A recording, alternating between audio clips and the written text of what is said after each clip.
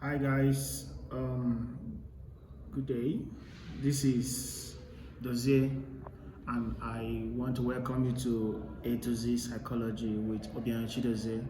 So today we'll be talking about Psi 453 behavior modification, right?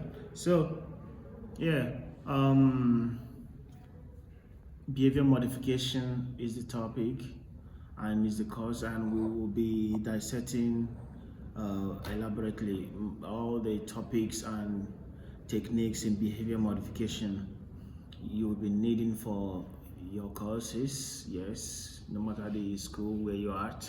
Now, so we are starting first with the history of behavior modification. Um, we understand that it's very important that we look at the history, and it's very important also, and we should not neglect it. So we are looking at the history. Now, we know that behavior modification, when you hear the name, you see that there is behaviorism there, behavioral psychology. So you'll be hearing all those guys, J.B. Watson, Ivan Pavlov, you'll be hearing B.F. Skinner, all of them, right? About Bandura. Now, I want to simplify the history before I start, right? Now, because oftentimes students always have these difficulty in trying to tell history in exams, or yes, especially in exams they have problem in telling those things. And so I want to make it very simple before, like, bring up a summary before I start about that. Now I want to look at it like itemizing some things you'll be looking at. So we are looking at experimental psychology, 1950s. That's the first thing we'll talk about. Don't worry, I'm itemizing what I want to talk about. Then we'll see Essing, Hans Essing and his statement.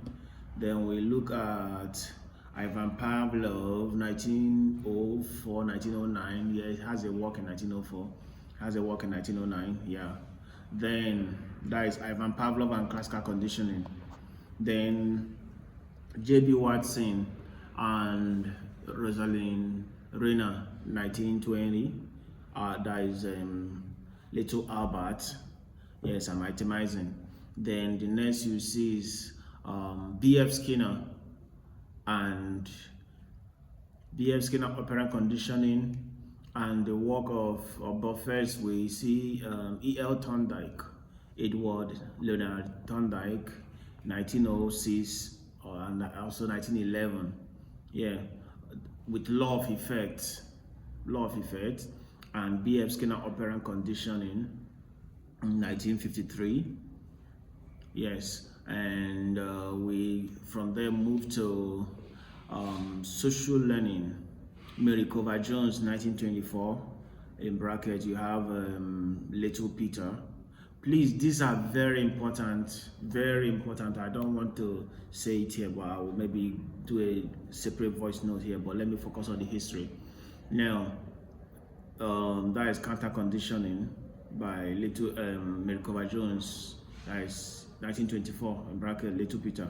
Then we have Albert Bandura, 1975, 77, 98, 97, 98, and many others, 96 even, or 86. Yeah, that's actually 86 work.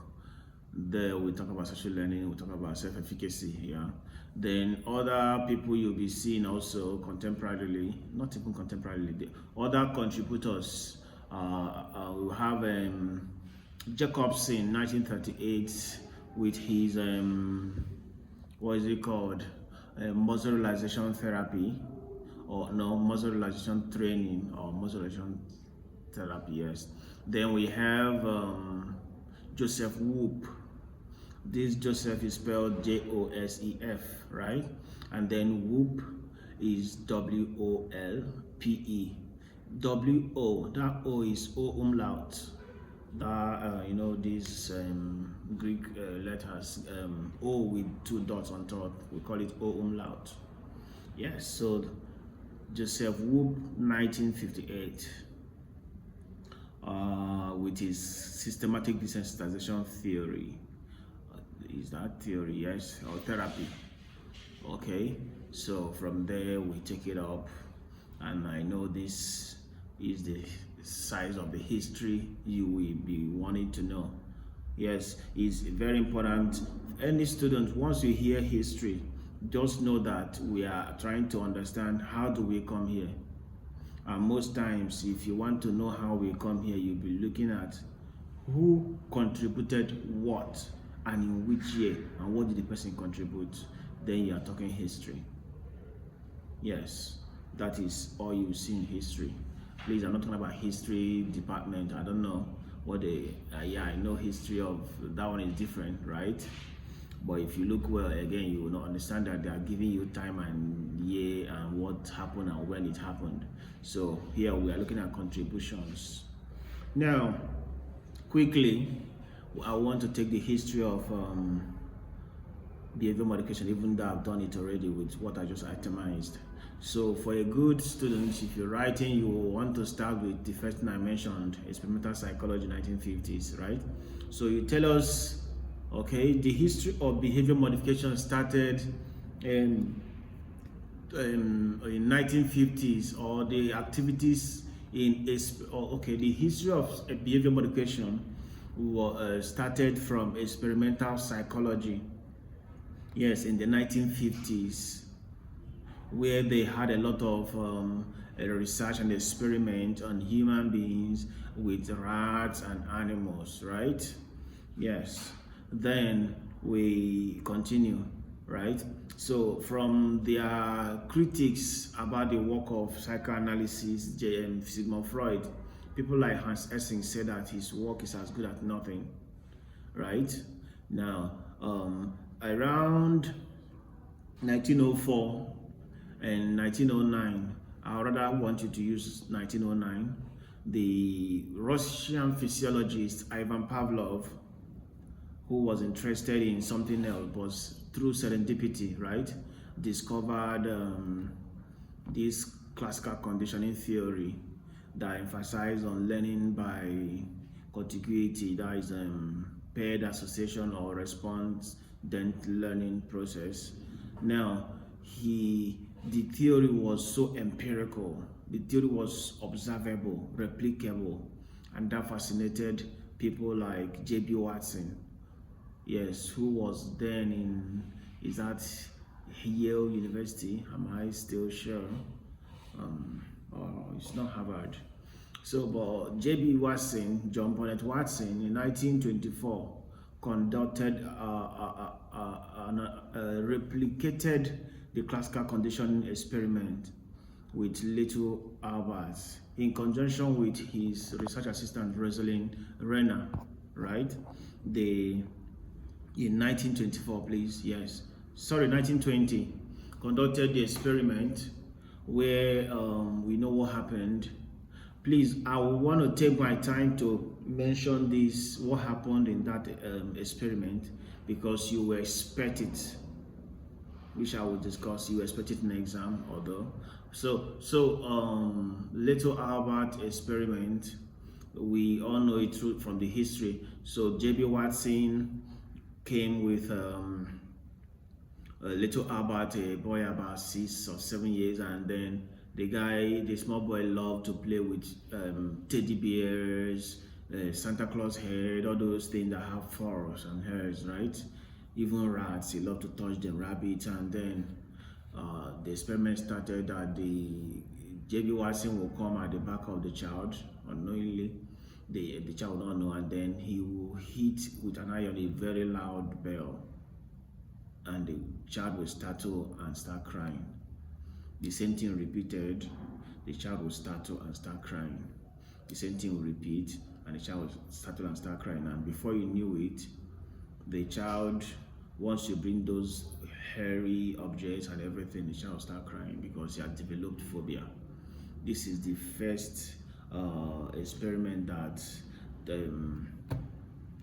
taught how we can acquire negative behavior through learning. I will want to talk about the assumptions of this theory next after this video. Assumptions of behavior modification, please.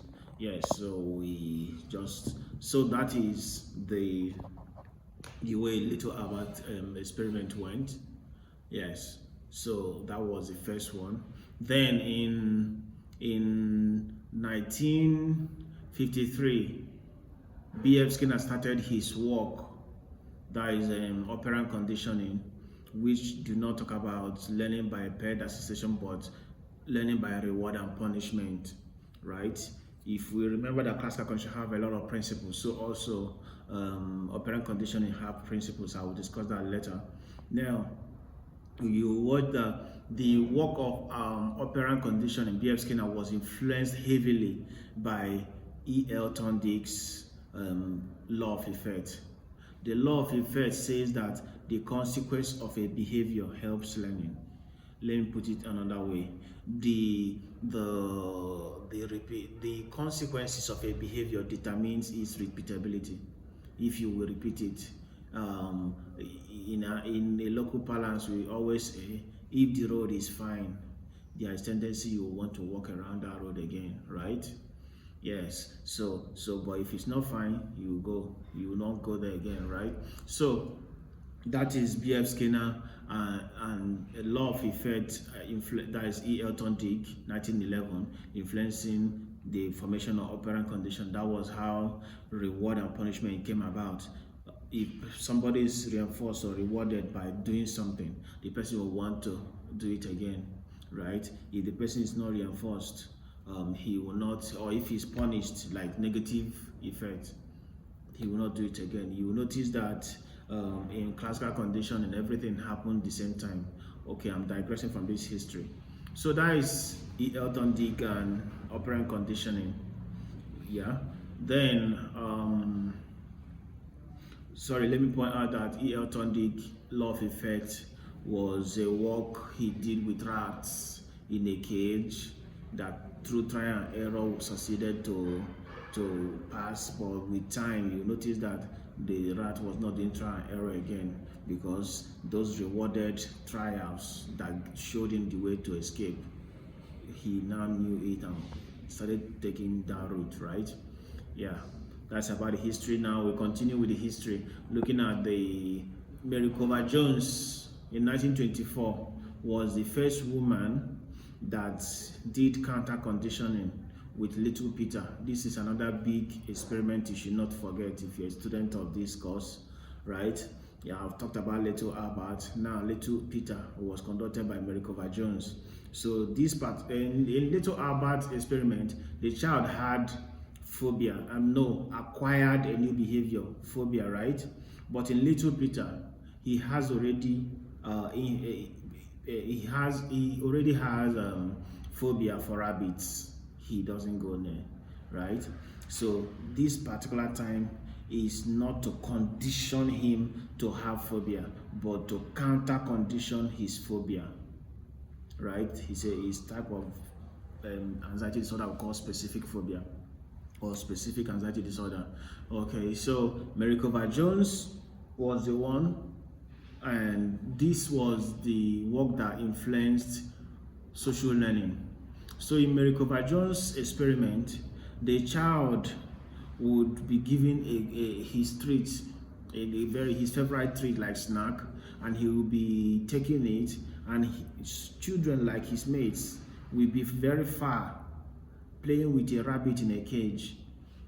The next day the same thing will be repeated, and the children will come, they will bring the children closer with the rabbit. The next time you see that the rabbit is out of the cage and the children were playing with it, and the child will be observing and watching. They will come closer with the rabbit, they will bring them closer, and children will be playing with it, and he will be on little Peter will be on his snack, eating and everything. And before you know it, they were closed at his feet, and not only that, he was able to watch them play with it, he was even able to touch it. Sometimes he was even alone with the rabbit and everything, and that was how his phobia went off. And That was the experiment in 1924 by Merikova Jones that influenced the social learning theory, or otherwise known as the social cognitive theory by Albert Bandura, 1975, 77, 76, 86. So that is social learning theory, learning by observation and imitation, or learning by modeling. So these are people that have had these contributions. Other names you may want to remember is or that had a very good contribution, the work of Joseph Whoop, Systematic Desensitization, 1958, and which we will talk about. It's one of the major topic in techniques in behavior modification that we'll discuss. And then the muscle relaxation therapy, yes, or training or skill by Jacobson, 1938. So this is the, I wouldn't want to discuss those, but the history has been rounded off.